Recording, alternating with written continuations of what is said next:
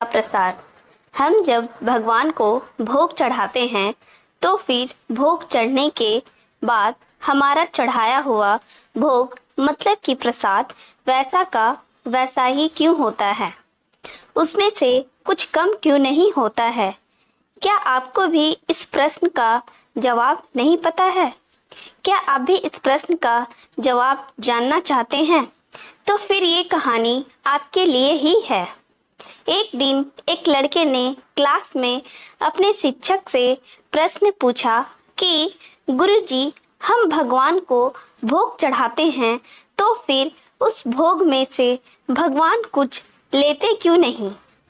हमारा प्रसाद उतना का उतना ही क्यों होता है? उसमें से कुछ कम क्यों नहीं होता है? गुरुजी ने उस लड़के को तत्काल कोई जवाब नहीं दिया।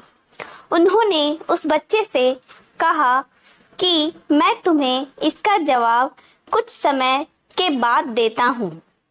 उस दिन गुरुजी ने पाठ के अंत में एक श्लोक पढ़ाया।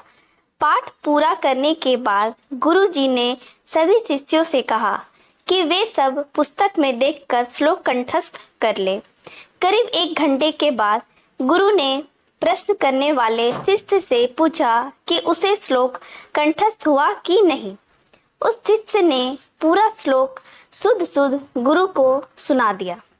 फिर भी गुरु ने सिर नहीं में हिलाया।